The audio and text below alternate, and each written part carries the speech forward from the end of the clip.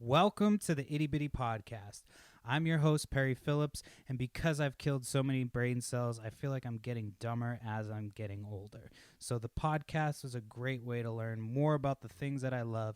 So each week we take a look at topics from the world of pop culture, including music, shout out to hip hop, movies, sports, comic books, video games, psychedelics, cannabis, and more.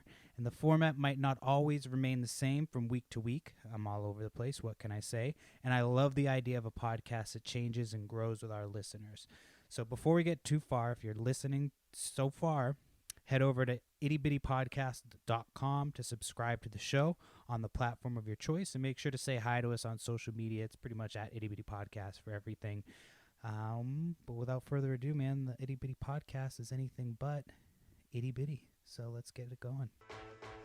All right, guys, this week on the show, we're going to be talking about cannabis. It's been a little while since we've talked about cannabis. As you guys know, I'm a big pothead. I like to smoke weed. I like to smoke weed and get stuff done. Smoke weed, work out, smoke weed, work on the podcast, make some moves, hustle, all that type of stuff. So this week, I have a guest that I met through Instagram. You meet a lot of cool people through Instagram. So if you don't use the internet to socialize, it's well, what are you doing?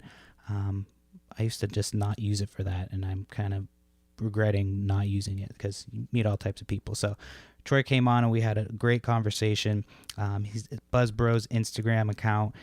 He calls himself what does he say? Something, he's like just a brother with a camera and a blog or something like that. So he likes to take photos and document the cannabis industry, and he's big into the cannabis industry. So I'll let him tell you a little bit more about his story.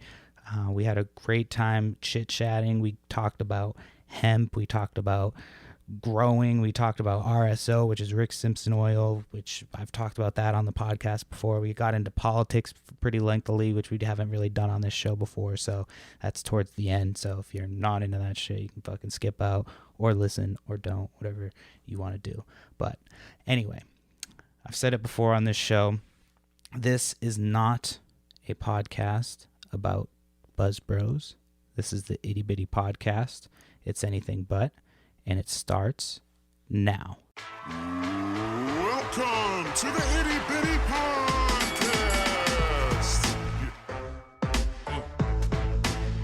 Oh, it's the Itty Bitty Podcast.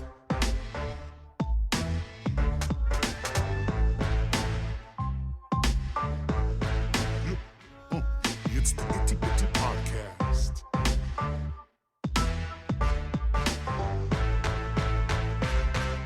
The Itty Bitty Podcast.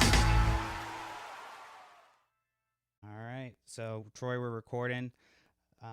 Yeah, let's just get right into it. Why don't you kind of tell everybody a little bit about yourself and what you're all about? What's going on, everybody? My name is Troy Leatherbury. I'm from the Philadelphia area. I go by the handle of Buzzbros on Instagram. What I'm about?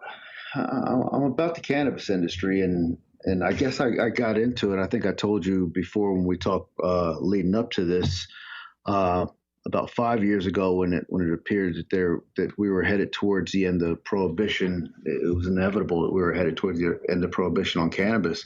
I wanted to get involved. I've been running people's businesses for 30 years, man. I'm 50 years old. Since I was 20, I've been managing other people's businesses, making money for them.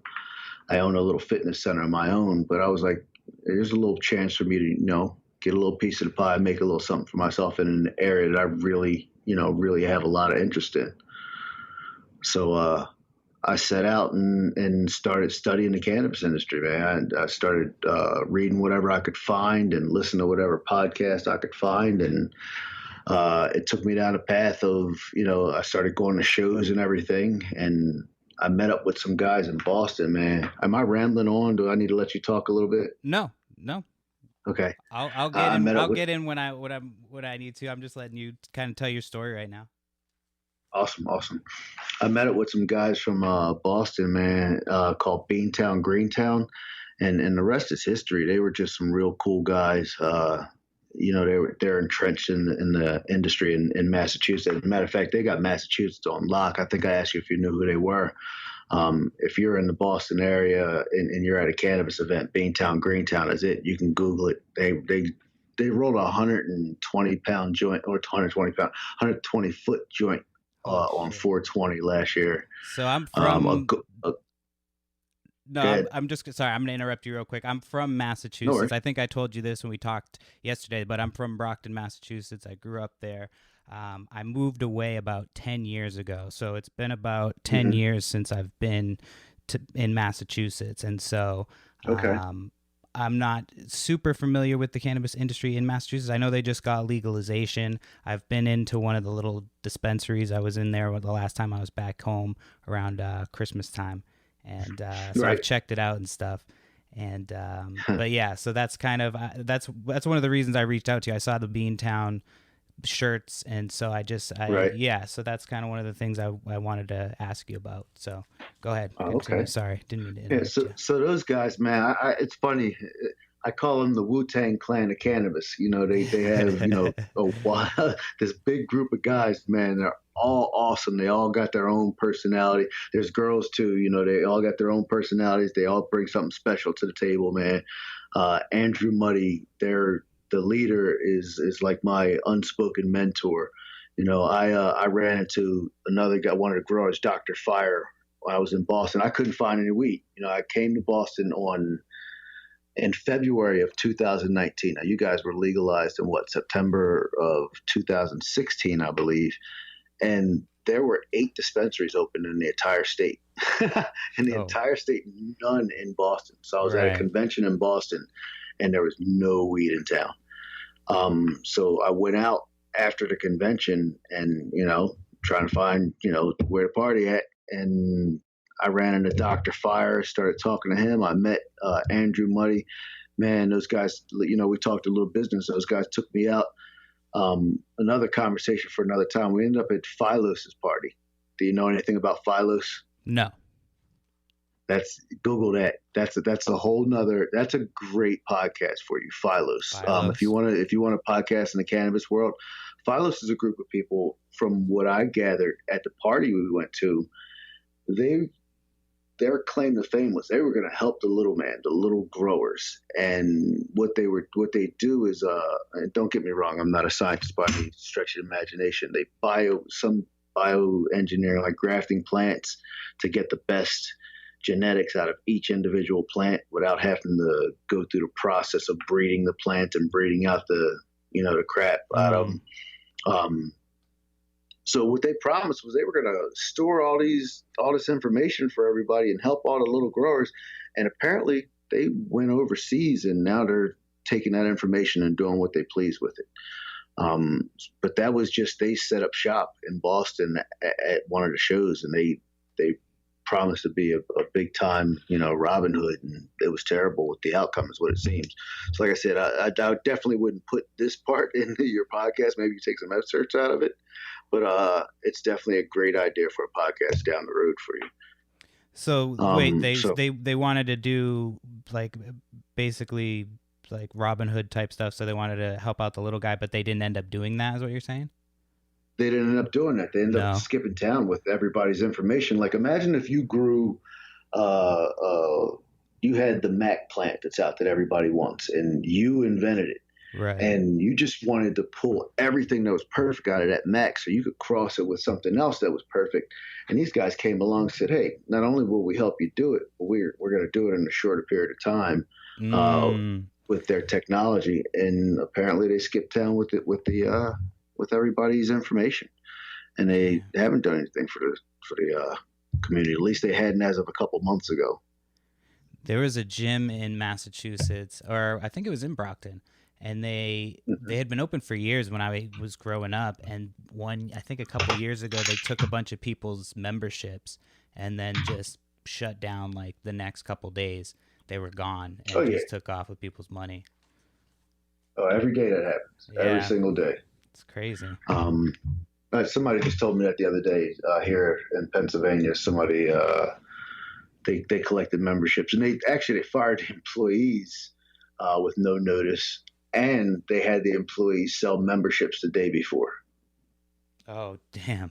They shut down. Yeah, so that's real bad. I worked at a restaurant one time when I lived in Southern California, and they had started as a French restaurant, and they had always kind of hinted that they wanted to make it less French and more like, fast food type, come in quick, healthy, like pita type Hmm. food. And so one Hmm. day our staff came into work. They didn't know anything. All of a sudden, they were a new concept. It was like they had changed a couple of little things here and there, but one night, overnight, they just completely changed the concept, had new menus that they didn't tell anybody about. And like, yeah, it was crazy. That was the craziest thing. Wow. I quit that job that day. I was like, this is ridiculous. So Yeah. I've seen some crazy shit with Yeah. some business Yeah. owners. I have a good 30 years in the food industry as well. So Yeah. I could tell you probably same stories. They sold the recipes, didn't tell us, like we just happened to find some paperwork in the restaurant. Oh, you guys are selling out and closing up. But So I guess that's the way it works. did you grow up in Philly? Yeah, I grew up, I was born in Southwest Philadelphia and my family moved to the suburbs when I was like 11. Um, What's the myself, cannabis situation I'm there? sorry. Sorry, what's the The cannabis? cannabis situation. Oh man, I got a great story for you. I got a great story for everything. So when I was living in Southwest Philadelphia, when I was a little kid, we didn't have a ton of money, and we ate rice a lot. We always had protein, but we had rice pretty much 4 or 5 nights a week, and it wouldn't always be gravy for the rice. Sometimes we just melt a little butter on top of it. So we had this one little pot that my mom would put the leftover rice in and melt some butter in with it and stir it up. And she would say to my older brothers, "Don't you be down the street in the alley smoking pot with those guys." So as a little kid, all I could picture was this pot with this butter. And you know how good butter smells when it's heated Right. up. In a, especially from being in a restaurant. I loved, I loved as a child to smell weed. Every time I got a sniff of it, it's like, that smell when you're walking down the street now and you smell it. There it is. Right. Yeah. When I was a child, man, I fell in love with it. But I was an athlete, so I didn't smoke for the first time until I was a sophomore in college. Another great story that involved a pair of boobies. um, but like my sophomore year in college, I smoked. I didn't smoke more than once in a year, probably until I was 26 years old, and that's part of a story I wanted to tell you. I'm all stories, man. I'm just all stories. I talk a lot. No, no worries. Um, I followed all my friends around. I was an athlete. We went to the bars when I got home from college and went to work. Everybody went to the bars for happy hours. Thursday night we went to the bars. My buddies that were athletes, they went to the clubs. They were chasing girls. It was, oh, let's go get a drink. Let's go get a drink. And all I knew was 2, 3 beers in, not even 2, 3 beers, 15, 20 minutes in, everybody else, their night is getting better and better. And I'd be freaking, can I curse? Yeah, you can say whatever the fuck you want. I'd be fucking miserable, man. Like I just didn't enjoy myself. Now I'm standing around and I don't want to be a party pooper. I'm posing for my friends, trying to be the life of the party. I'm not even drinking. I'll be honest with you, dude. I'd go to the bathroom and pour beers that I'm paying for in a fucking toilet, just to look like I'm not fucking a lightweight and I'm having a good time with everybody else, but I didn't enjoy it. So fast forward, I'm 26. Guy gives me a fucking joint of some really good weed, man. And I had it for about 2 weeks. One Friday night, I just didn't feel like going out. I was annoyed at the world, and I fucking sparked that joint up on my balcony. And I don't remember putting it out, but I remember melting into my couch and putting on a movie, and it was the greatest movie I'd ever seen in my life. And over the next year, I became myself. Um, I adopted my personality. I stopped regurgitating what other people were doing. I stopped trying to live everybody else's dream. My own individualism came out. I became an individual. And I contributed a lot to marijuana, a lot to cannabis. I don't like to use the marijuana word. You know why for that. We've actually talked I about that attribute. on the podcast. We had on our first episode that we did about cannabis. That was like one of the Mhm. first things that my guest talked about.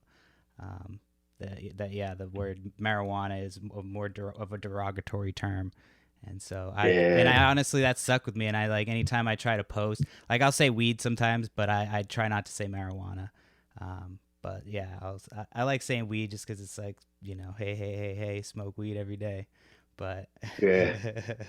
I um, mean, you know where marijuana came from back in when they changed the name of it to make it sound more Spanish, more Mexican. And they were saying the Mexicans were the Mexicans and the blacks were the ones that were smoking marijuana, right. because the Mexicans were working in the hemp fields. You know all that background, Yeah, I've heard that that stuff. before. Yeah. I want to read something to you, man. I don't Yeah. know if you'll Go put for it. this on or not, but so this guy's name was Harry Anslinger. Okay. He was a director of Federal Bureau of Narcotics from 1930 to 1962. And I totally don't mind if you edit this out, but it'll be, I don't if you edit feel like it's anything something to out. throw in. The only things I'll edit out are like, little bumps and stuff here. I'll clean it up a little bit, and then like, if there's like, yeah, pretty much that's pretty much it. Unless I say Yeah. somebody's name that I know, or Yeah. somebody that I'll edit that out. But I really don't edit this podcast much. I don't have time to. Okay. I'm barely keeping up I as it understand. is. So you can say whatever you I, want. I understand. So this guy, this is his article that he wrote. He was director of the Bureau of Narcotics from 1930 to 1962. Okay. The primary reason to outlaw marijuana is its effect on the degenerate races. Marijuana leads to pacifism and communist brainwashing. There are 100,000 total marijuana smokers in the U.S., and most are Negroes, Hispanics, Filipinos, and entertainers. Their satanic music, jazz, and swing result from marijuana usage. This marijuana causes white women to seek sexual relations with Negroes, entertainers, and any others. Reefer makes darkies think they're as good as white men. Marijuana is an addictive drug which it produces in its users insanity, criminality, and death. You smoke a joint and you're likely to kill your brother. Marijuana is the most violence causing drug in the history of mankind. Yeah, it's safe to say that pretty racist. Well, I mean, even if you throw out the racist, connotations to it, it's just everything that they've done so far to put a stigmatism on marijuana. Like if you just go back and look, there's a reason for it. This is just So somebody's personal vendetta. why do you think that I'm sorry, go is? ahead. Well, if you look at what's going on now with trying to legalize it, most of the bills that are put forward allow people with small marijuana crimes to be, there I go saying that word, small cannabis crimes to be, have their records expunged, to be let out of jail. Stop and think of how many people come off of probation because of that. Stop and think of how many people are no longer controlled by the government. You have a lot of brown people, a lot of minorities that are controlled by the government. What's wrong with Mike Bloomberg's stop and frisk? I'll tell you what's wrong with it. They were stopping and frisking brown people. All my Right. white friends got weed on them, man. Right. My brown friends got weed on them too. I But got a my quick brown story friends are the about only ones that that. got felonies. So Yeah, they're the only ones that got felonies. I'm sorry, go ahead. no, I got a quick story about that. When I went to college very briefly, and I Mm-hmm. was with one of my buddies. He's white. I'm half Puerto Rican. So if you look at me, you'll think that I'm a white guy. Mm-hmm. Unless you know me and you know my story, then you'll realize that I'm actually Hispanic as well. So we were both traveling across campus, and we had picked up, I think it was like an ounce of weed. This is when I was living in Massachusetts. So we pick up an ounce of weed, and it's a very like upper class campus. So very like Uh-huh. like it's average average like amount of money is pretty high. And so I was from the town next door. I got a scholarship to get in. They gave me the most money to go there. That's the only reason I went there. It wasn't my top choice. It wasn't like the school I wanted to go to. And so we're walking across campus one day. It's cold out. It's snowing. There's a bunch of snow on the ground, and we pick up about an ounce, or I forget how much weed it was. We pick up a bunch of weed. It's in my Mm-hmm. buddy's backpack, and as we start to walk across campus, we see one of the cop cars, like one of the campus police cars, pull up next to us, roll down the window, and they're like, "You guys want to ride?" And we just picked up a shitload of weed, so we can't say no because it's like Mm-hmm. it looks sketchy as fuck. So we just tell them, "Yeah, sure, we'll get in." So we get in the back of the car, close our own self into the back of his cop car, sit there, and I'm just praying that he doesn't smell this weed. He drove us across campus. We got to the other side, told us to have a nice day, let us go, and we walked away, just like thanking God that we've somehow we made it without them smelling that weed. But yeah, it must have been his nostrils were frozen from the snow or something. But That's funny. But anyway, sorry. It's absolutely funny. It's scary. It's scary stuff. I mean, to stop and think about how frightened you were at that moment because you wanted to smoke a plant that makes you feel good. Right.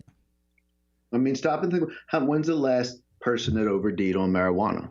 When's the last person that got seriously ill from consuming marijuana? Alcohol tears families apart. Right. This isn't even, the forte, what I came to talk to you about, but I could talk about this stuff all day because the reasons they outlawed cannabis in this country and around the world are mostly racist, but they're just another man's agenda. Whether it be big pharma, whether it be the tobacco company, whether it be the alcohol companies, it's just somebody else's agenda. And now you're looking at people looking at their budgets getting cut. You're looking at a big portion of society that's been under control, not being under the control of the government. And here's another thing. And I told you I ramble. Here's another thing. Anybody, and I'd love for somebody to correct me on this, anybody that purchases cannabis has committed a federal crime. So when you give your driver's license and you purchase cannabis, you're on that list. You're in that data bank. So when you go to purchase a firearm or when you go to get your carry and conceal, now I'm not saying I want a firearm. I'm not saying everybody should have firearms or whatever, but your Second Amendment right is stripped from you because when you go to purchase it, there's a question on that application that says, do you use or purchase illicit drugs? And cannabis is a Schedule I narcotic. So at any moment, they can snatch the rug under you from that for having that would be deemed an illegal firearm, and it's a federal crime. So you have effectively neutered a strong part of our population, mostly minority. So what's your thoughts on like psilocybin and psychedelics and stuff? I mean, when I was younger, I shroomed a few times. I did acid a couple times with some friends. I don't think I'd do them at my age now because I'm a little afraid right now, to be honest with you. But I mean, I'm hearing more and more that, and I don't have the experience to back it up, but I'm hearing that a little microdosing is very good for your mental health. Yeah, actually, I tried microdosing some version of it last week. Really? I'm a big mushrooms user. Yeah. Tried acid a couple times. I'm definitely into doing that again. But yeah, I've taken mushrooms enough to know that they have a lot of positive effects. Like I attribute it to me quitting smoking. I attribute it to my weight loss. I attribute it to, just overall better mental health. I don't think I've been depressed. I don't even think I know what depression feels like. I know like after drinking, I'll have that after day drinking depression. But as far as like that goes, like, yeah, my mental health is a lot better. And I take them like once every couple of years. So I'd argue that they're almost as important as cannabis as far as decriminalization. They're like a reset button? Almost like a reset button, yeah. Like you'll take them every couple months, like kind of reset and like, yeah. But I think like you said, you're kind of nervous to take them, and I think a lot of people are just because you hear a lot of not so good things about them. So I think that there needs to be more research for that. And I think with cannabis too, I think that if you legalize across the board, you get more of a chance to have better quality. Better consistency as far as that goes, and you have a way to regulate and make sure it's done safely. Regulation is the key. I'm sorry to interrupt. No. Regulation is the key to everything. Right. I've argued with people that you should legalize heroin and regulate it. If you legalize heroin and regulate it, I guarantee you, when you go to the store, nobody's buying fentanyl. Yeah. Nobody's That's overdosing. exactly, yeah. I've had They, so this conversation with my wife before about like legalizing across the board. She doesn't think that that's a good idea. I'm more of for the idea of doing it and then regulating it and like letting people decide. Like if somebody wants to yeah, shoot up heroin, let them shoot up, just they're like deciding anyway. they're gonna I mean, do it. and It's my gonna brother be died of a heroin overdose. My right. brother died of a heroin Sorry to overdose hear a that. few years back. I mean, I appreciate it. Yeah. Um, and just like we're talking about mental health, like my brother, there's a line from a Wyatt Earp movie when Wyatt Earp's, I don't know if you've ever seen a movie, Kevin Costner's wife was portrayed, she was drinking opium. Mm-hmm. And Doc Holliday says to him, for this world, or for some people, this world is never going to be right. And that was my brother. I loved him. God rest his soul. I wish he was still here. But, I mean, that was what he just needed it. You know what I mean? He just needed it, and he was never going to get away from it no matter what. So, yeah, I mean, God rest his soul, life is if you actually think about it, like on a larger scale, life is not to get all philosophical and shit. I just did a dab before this. I always like say on the podcast, I need to stop doing dabs before I podcast, and then I do a dab and podcast. But like it's a struggle for a lot of people. You don't think about it. Like some people, if you're doing well, you might not necessarily think about it. But yeah, a lot of people who are not doing well. Like it's just a long life. It seems like it's short, but like 30. I'm 31 right now. And it just kind of I don't want to say it flew by, but like I enjoyed a lot of my time on this earth. And yeah, Man, you're a baby yet. I ain't still, saying yeah. I wouldn't kill to be 31, but I'd do some shit, man. 31 is a beautiful thing. Yeah, But life is fragile, I don't and take say it for to people, granted. I'd probably say to people once a week, that getting old ain't for the faint of heart. But guess what, man? Life is beautiful at the same time. It's absolutely beautiful. I was gonna say you Pardon me. do on your Instagram page. You have a few of those like the selfie Instagram videos.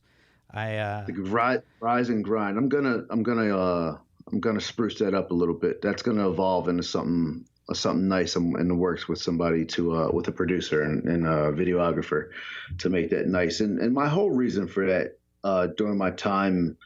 Have you been to any shows? No, Any of the cannabis shows yet? no, not So at this point. I think I told you we have our kid coming yeah, here baby. in July. So right now I'm just laying low, just kind of working on the podcast and saving Okay. money. But I'd like to. I understand that. I'd like to. I mean, I'm lucky. My wife's a physician, so I'm not, and I have my own business here, so I'm not tied to brick and mortar. So I could get out and see what's out there. And I went to National Cannabis Industry Association. I went to their business event, and the business event was in Boston. There was another one in San Jose. It's just like the Harvest Cup and the Indo Expo. There's a bunch of vendors there, just to see what was there, man. And you wouldn't believe it. I mean, you wouldn't believe it. The seed salesmen are right there, all the art and everything. There's got to be some trademark infringement going on, like with the Bugs Bunny and Simpsons characters where they draw them all stoned and everything. Oh yeah, But for sure. yeah, I started going to those events and everything, and I realized that the left hand in this industry doesn't know what the right hand is doing. And I don't want to insult anybody by making that statement. It appears that way, like you got guys like there's a guy named Rasta Jeff. He has a podcast called the Grow From Your Heart podcast. If you don't mind me plugging another podcast on here. He's the greatest dude, man. He gives grow lessons, and he literally takes you from planting your grow to smoking a fucking joint, and he will teach anybody in the world, any ADD person in the world, how to grow. He's a great guy. The podcast is awesome, so I listen to him. Andrew Muddy from Beantown, Greentown took me under his wing. And then there's a guy in Detroit. I don't know. Have you seen this guy named Chef Anna with the pot? Chef Anna, no. Chef Anna with the pot, man. On YouTube, You maybe? got it. He's on Instagram. On Definitely Instagram? friend him on Instagram and check him out. You're gonna want him. You're gonna want to interview him on your show. So I mean, he goes to like Walmart, man, with jars of weed, and he'll walk up next to somebody and say, "Ooh, you dropped your weed," and he's got him on camera. They're like, "Nah, that's Oh not my shit. weed. You sure?" Oh, well, maybe it is. And he just gives out weed. Like he did this thing where he'd announced that he was giving out, 3 jars of weed, and it'd be at Walmart at such and such time. He's standing out with his phone while people were pulling the chips and shit off the aisle looking for his jars of weed. That's I don't know how he funny. got away with it at Walmart, but you can look at his posts and see I it. feel like It's you can get away with awesome, man. anything at Walmart. Well, I mean, there's great personalities in this industry. Nobody knows that each other are out there, but there's also since we're basically a black market industry, there's no real place to get good information that is good information because it's not free information. You got to go to the internet and you're going from other growers. This guy might have only been growing 6 months and he's telling you like something crazy to do to your plants, or you got some people that are just looking to make some money and they're telling you their product is the greatest thing. You burn your shit up.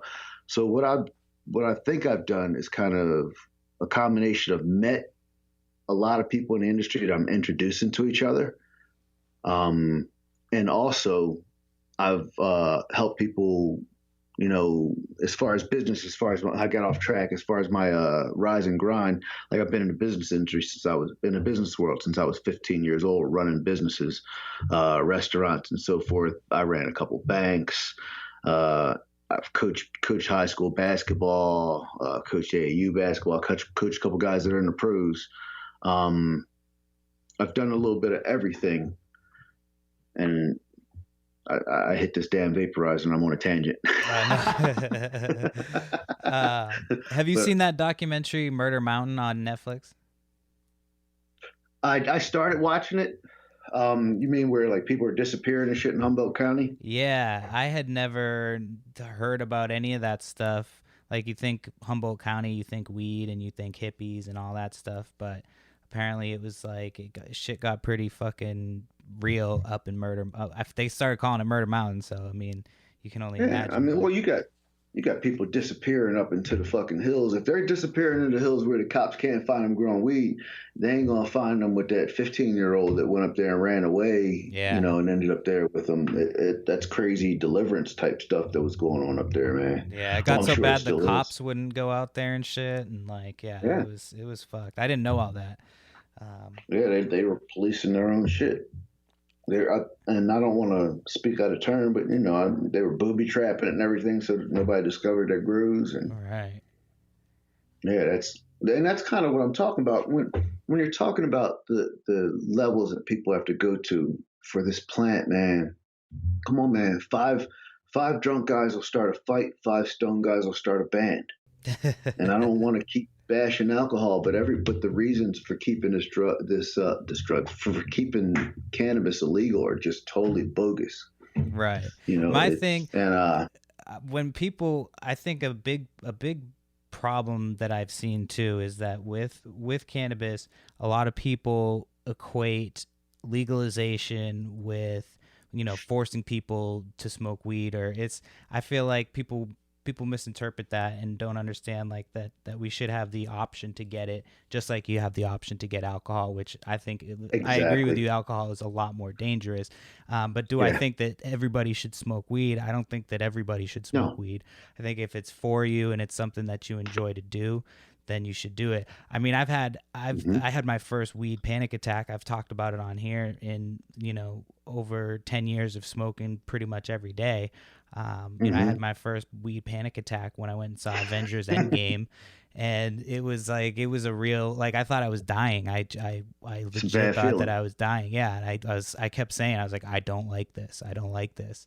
And then I went home and I was Was it super edibles or big. was it It smoking? was RSO. It was Rick Simpson oil, Yeah.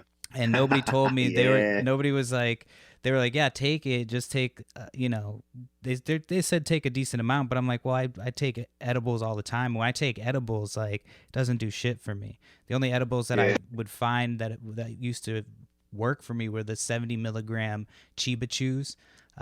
Yeah. Those things would fucking rock me every time.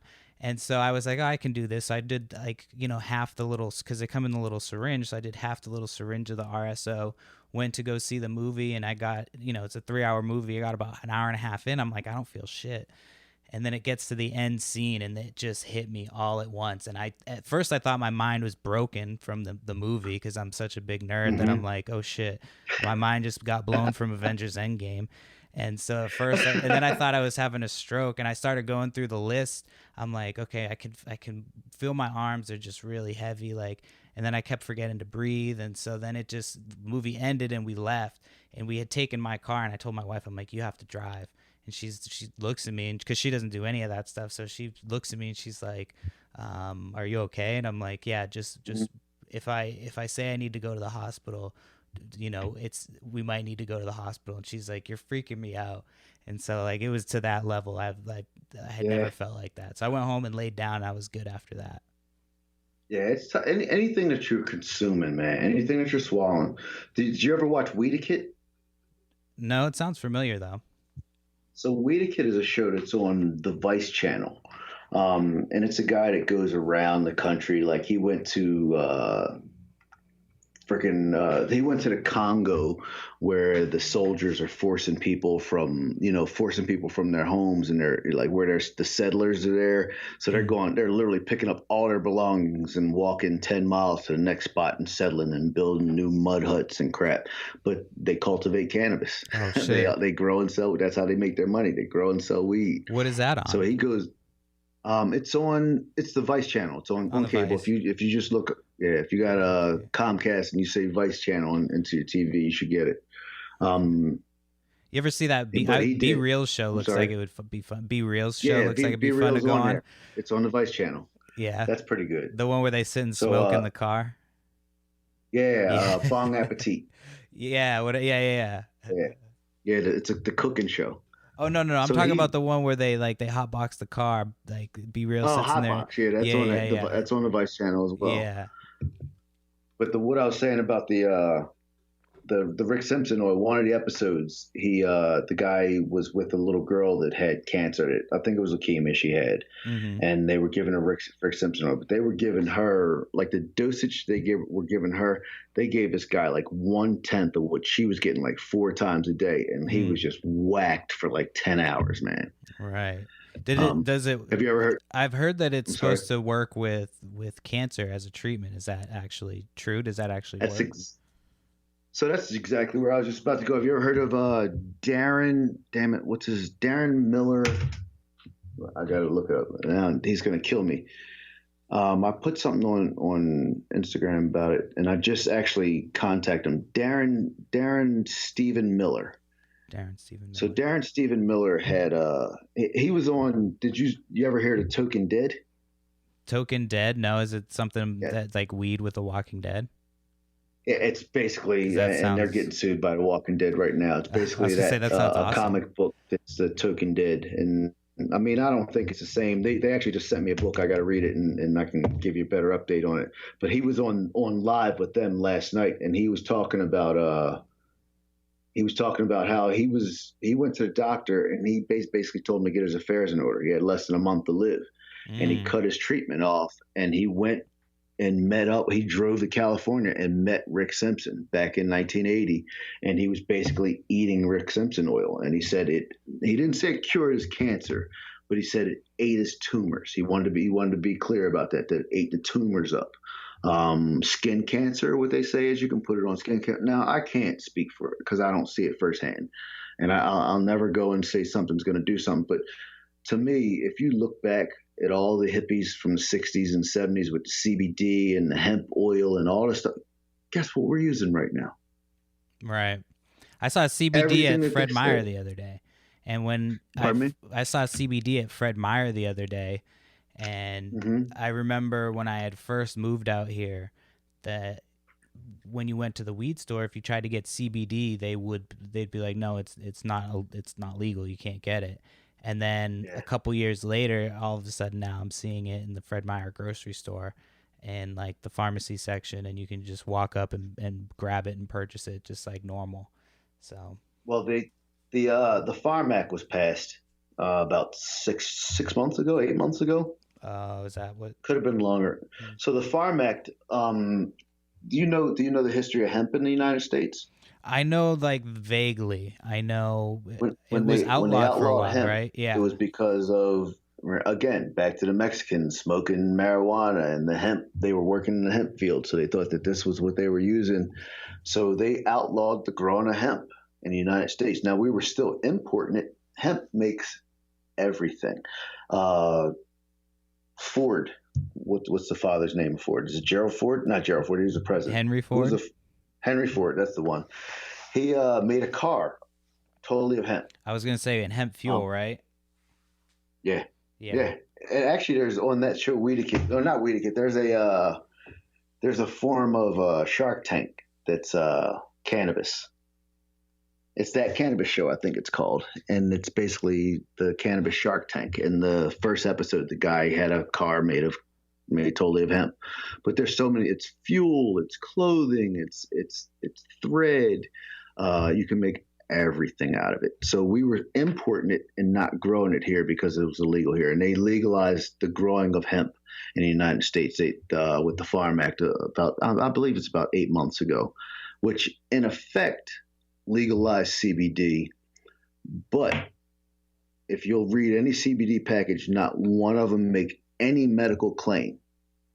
If it makes a medical claim, you got it black market more than likely, or somebody's just doing something illegal and they're going to get in trouble for it because you can't make any medical claim because it's not FDA approved. So, I mean, they can sell all the CBD they want, but they just can't make any claims that it's going to benefit your health in any way. Right. Like it. Yeah. Huh. Yeah. That's interesting. So then I kind of got off track with the rise and grind. The reason for it is just to inform everybody, where to get what I think is the best information. I kind of say nobody pays me for what I'm doing. I haven't made a dime off it. I've spent thousands of dollars doing this, and I don't mind. And you can edit that part out. I don't want anybody to think that I'm trying to say, look at me. But I forget what the hell I was saying. Man, I got to stop doing it. The rise and grind. Right here. The rise and grind. It's just basically I have a background in business. I've run restaurants. I've run banks. I know my own pitfalls as a stoner. You know what I mean? And I know what it takes to run a successful business. So I know all the things I had to train myself to do, and I'm just trying to help other people. It'll get more direct. It'll get better. I'll teach real lessons. We'll talk about paying your taxes and everything, and like the guys that are selling stuff and they're selling online, still not filing their taxes properly, and everything is just something just sitting there that they might not say anything about it today, but you know what I mean? Now you're just worried about it. Get your affairs in order.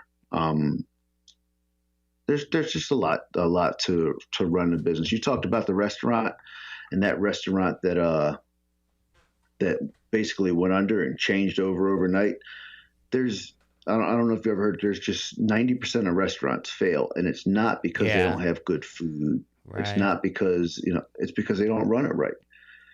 And if you're just buying a bunch of t-shirts and then, you might have bought 50 t-shirts and got them printed up. You don't remember how much you paid for it. It's not written down in the ledger. You're not subtracting how many you're giving away. You're not writing that down so you can write it off, and you're not writing down how much you sell it because you go to a show and you sell 20 t-shirts and that money goes in your pocket and you go and buy beer with some of it later on. That's no way to run a business.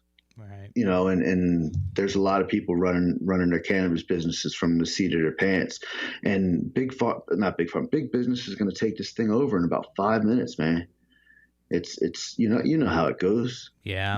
There's no more mom and pop. So this thing right here, this gold mine, you really don't think they're going to let it be mom and pop, because a bunch of people that they don't even like, a bunch of stoners, have been growing and smoking, you know what I mean, and selling it for years. You think they're going to give it to us? Bullshit. But the advantage that we have is the knowledge of the industry, the growing knowledge, that bro industry. You know what I mean? We have that, but you can only keep that information but for so long. There's plenty of people that are going to sell out, and I don't use the term sell. I talk a lot, don't I? No, that's the point of a podcast. My man. I don't use the term sell out as, oh, you're a sellout, but there's going to be plenty of people that take that money, and everybody that takes that money and gives that information to Big Pharma, just like Philos. Philos came in and snatched up a big fucking chunk of information and ran with it, dude.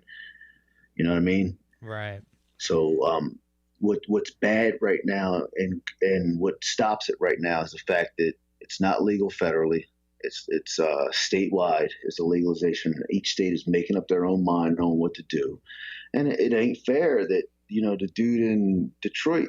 I mean, I love Chef Ann. I ain't hating on you, bruv, if you ever hear this, but it ain't fair that he can go and grow weed and talk about it and give it out in public, and he can start his business today. And because I live here, I can't do it. It's illegal.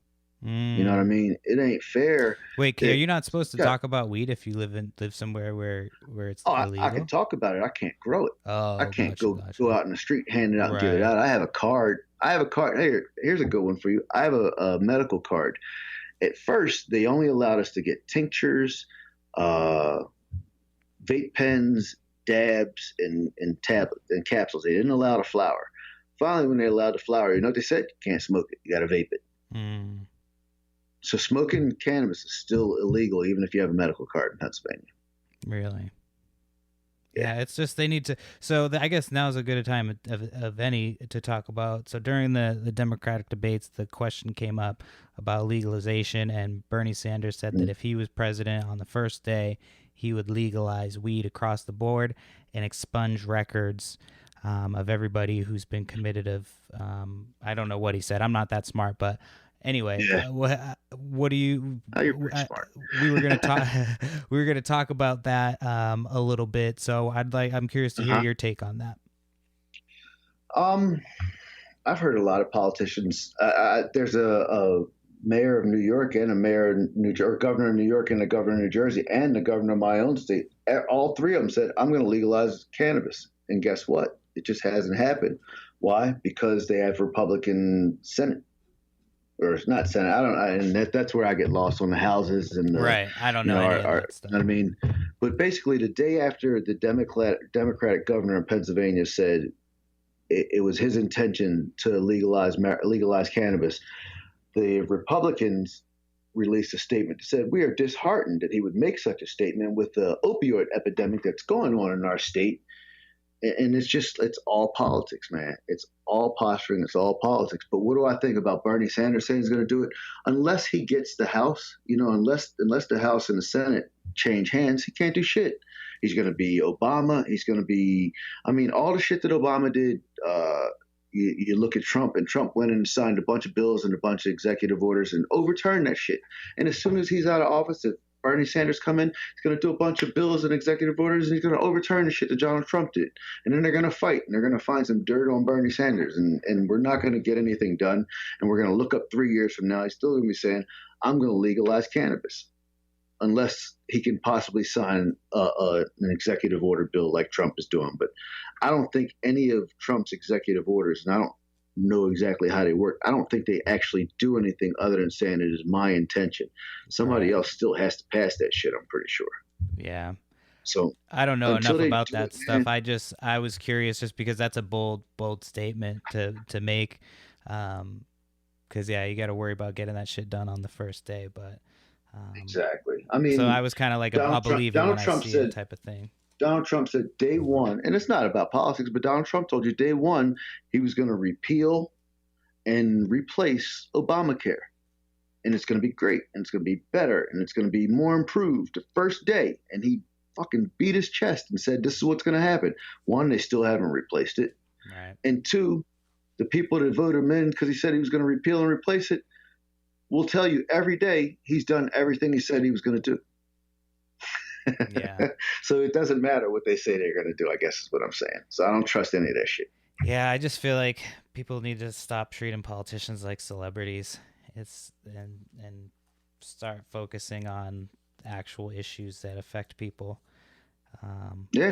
It's like, it's kind of crazy. It's gotten to a point where we like cheer for them like they're rock stars and shit. And it's like they're not rock stars. They're public servants and shit.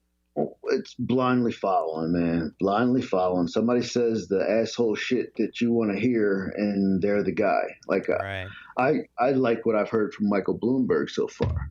I'm black. You Right. might think that's crazy. Stop and frisk. You know what I mean? Whatever. Listen, every man's made a mistake in life. He seems legitimately regretful and remorseful over stop and frisk. I understand stop and frisk. Bad motherfucking, you can't put it out there and not make sure it's enforced the proper way. You know what I mean? What billionaire runs his own corporation or makes the bylaws of his own corporation? What Right. billionaire has any clue how many women work for him? How Yeah. many this are in that department? That politics are such a scam or such a sham. It's a bunch of fucking people, and this is why I don't buy into what Bernie said. If you watched any of the two debates or the three debates just happened, they're just screaming at each other. Right. Elizabeth Warren says I'm gonna increase this by 10-20%. I'm going to increase this budget by 20%. I'm going to increase that budget by 20%. And we're going to tax the rich. And it's just a bunch of bullshit. It's just a bunch of please vote for me. They just yell at the unknowing and the people that'll listen to that 5-minute excerpt on CNN instead of reading something. I guess part of why I put up all these posts about what's going on is because every morning I take the time and I read every article that comes out on news for cannabis from the day before. Like whatever the new news is, I read it. Right. And it ain't the same shit that they're telling us, man. No, I'd consider myself a Bernie guy. I feel like he's been saying the same thing for 30 years. He's been talking about, about change. I wasn't a big fan of Bloomberg. I found myself cringing every time that dude talked. I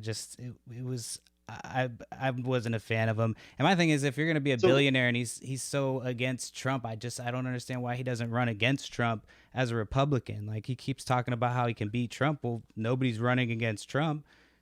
Trump. Well, nobody runs against Trump. It's the Republicans. He's their delegate. They're like the standing president is their nomination.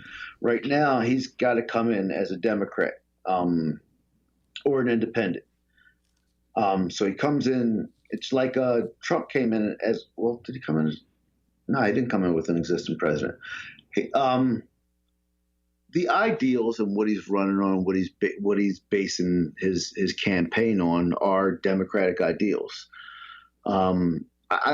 And again, I haven't heard enough to throw my support behind him. But when I'm looking at Batman on one end and the Joker on the other end of Gotham City, and they're both in crazy ass costumes and they're going to tear the city up, that's what I see when I see Donald Trump and Bernie Sanders. I see Donald Trump as the Joker, and I see Bernie Sanders as Batman. While he means well, he's dressed in a fucking bat suit and he's making people just as crazy as he is. But don't you think there's something to say with what he's done as far as like he's gotten people who might not necessarily have been interested in politics? Like even look at Andrew Yang. Andrew Yang was somebody who was fringe, who I liked a lot of what Andrew Yang was talking about. I was kind of disappointed that he dropped out. But Andrew Yang was somebody who the last elections, he might not have been somebody who would have been even thought of, considered. So he's kind of I feel like Bernie's kind of changed the political landscape, and he's got people who are regular people now interested in politics, and I think there's something to say about that as far as that goes. But yeah, I didn't mean to get into politics. There was just something big that happened about cannabis. And we're talking politics, and we're talking like gentlemen. If you don't mind it, I love it. Yeah, no, I don't. I mean, look at Joe Biden. Joe Biden got into the race, and he shit. What did you just said? What's that? Oh, you're talking about Bernie getting people involved. Joe Biden was a great vice president because all he had to do was smile and nod.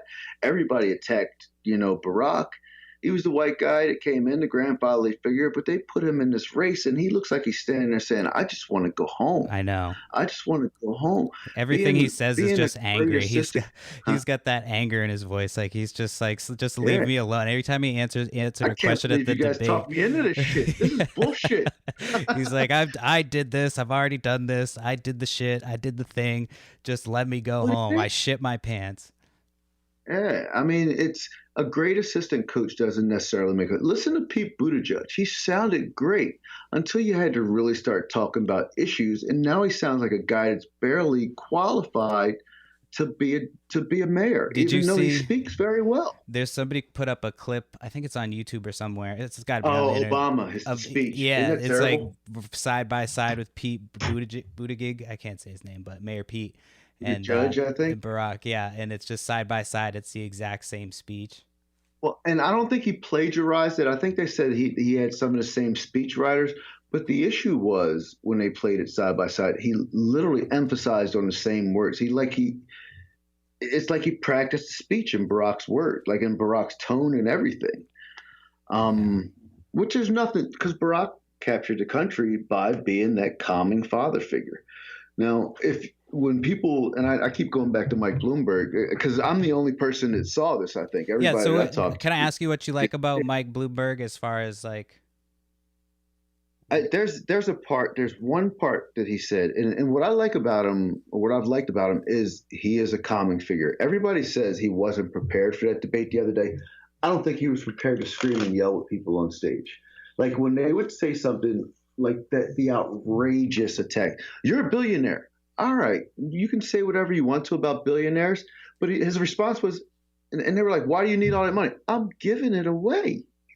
Like every response he had was like, "I'll give you the answer if you fucking stop yelling at me and give me a chance to say it." And he's looking at the camera like, "I'm not going to sit here and scream with this fucking guy. I'll talk." And he said when they asked him about, and I get excited, and I'm not excited because I'm upset. I'm excited because I love talking about this shit. He said, "This country needs a manager. Donald Trump is not a manager. This country needs what was it? A leader. Donald Trump is not a leader." Because what this country needs to do, and I'm paraphrasing right now, this country needs to do is elect an official, hold that official accountable, and if they are not doing their job in 4 years, vote them out. And statements like that are the clear statements without Joe Biden going into a grandpa tangent when he's trying to say it, without Bernie Sanders trying to prove to me how he loves black people and he hates old white men. I got news for you, Bernie. You're an old white dude. Um, and I don't hate Bernie. I just Elizabeth Warren even she's a blowhard right now. I'm tired of blowhards. Don't Right. fucking lie to me anymore. That's why I like Michael Bloomberg. I think he's looking me in the face. He's telling me the state of the country, and he's not lying to me, but he's not telling me I'm a fucking asshole and I'm stupid and only he can save me. That's what I don't like about the current guy. Right. I just feel like he didn't say anything about like the actual issues that are facing people. I think he talked a lot about what how he could beat Trump and how he almost accidentally slipped and said that he bought Congress. Yeah. They caught that little slip up, and then I just the whole thing. And the fact that I've seen so many of his ads just nonstop. I feel like it's just everywhere. Yeah. And he spent I think 505 million on advertising. It's like use that money take that money and fix issues like put. But he already is though. He already is. He says he is. I just don't believe him. Nah, I don't know why. He just came off as disingenuous to me. I grew up kind of lower middle class. Didn't always have a ton of money growing up, and just like a guy like that, if he came into our neighborhood, we would have kicked the shit out of him and took all his stuff. Like he's just the same with Donald Trump. I felt the same way about Donald Trump. It's just I don't think billionaires have any. They're just completely out of touch, and I think he's delusional in the fact that he thinks that he can beat Trump when it's like I don't. I think if he gets the nomination and steals it from Bernie, I think that everybody votes Trump in a landslide, and I think Trump wins again, and we have another 4 years of Trump. That's the way I think you got another 4 years of Trump no matter what. But I think if you get Bernie against Trump, Trump's going to beat that socialist drum into a hole. And let me tell you something about Oh my God, he's gonna beat it into a hole. Let I me tell don't. you something People about a don't. I United think States. people. I think people are over the labels at this point. You didn't see a lot of like Shit. fake news and shit. I think if you How do you give think them, Donald Trump got elected in the first place? well, the other thing too. Donald Trump, he is a master. He's a master playing this game.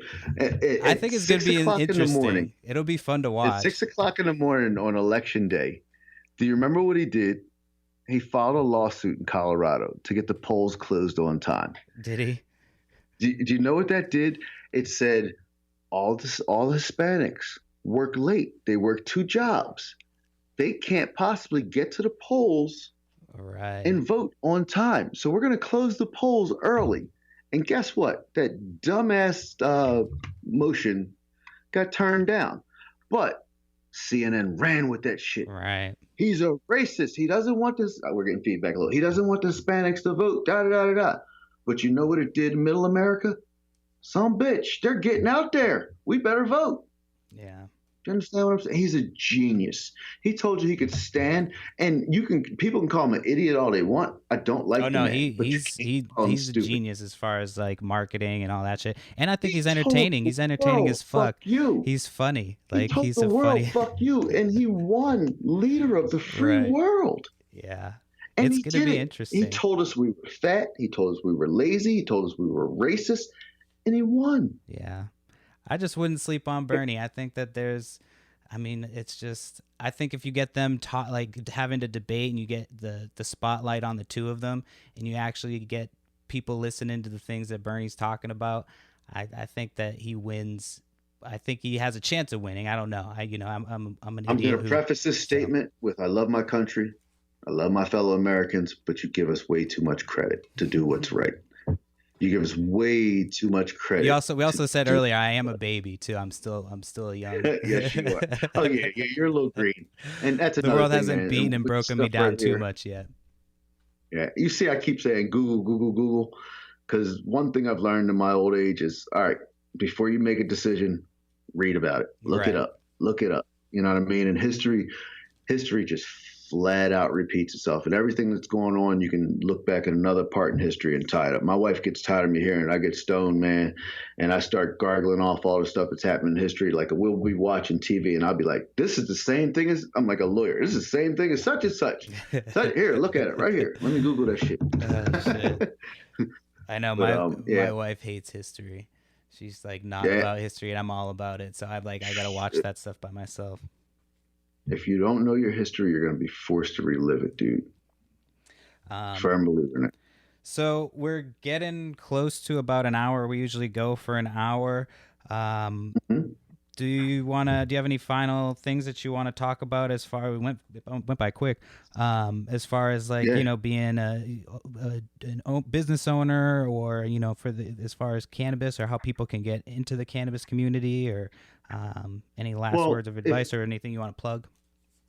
yeah, just a couple things. If you want to get into this industry, somebody said to me at that same party, as a matter of fact, it was Philos' party.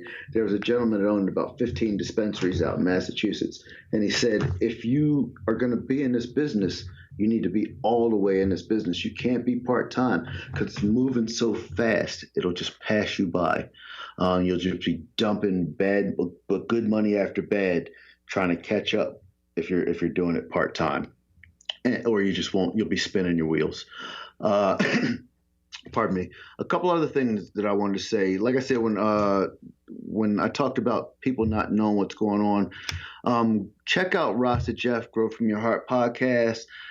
Check out Chef Anna in Detroit. Just Chef Anna on Instagram. He's a beast. The DGC, they have a great daily cannabis podcast. There's a guy who grows on YouTube. His name is Mr. Canucks. He's a beast. Beantown, Greentown, if you're in Boston and they're doing an event, if you're not there, you're in the wrong place. And if you're business-wise, the Harvest Cup. I got to talk about the Harvest Cup. That is what everybody, guys, stoners, smokers, growers, this is the event you've been looking for. This is what we've been waiting for to culminate what we've been doing. All you 50-year-olds like me, go to the Harvest Cup. Plan to be in Boston. in November, I believe. Harvest Cup 2020. I believe it's November 14th, 15th this year. Don't quote me. Google that shit. But that's where you want to be. I And might last actually but be not least, back in Massachusetts by then.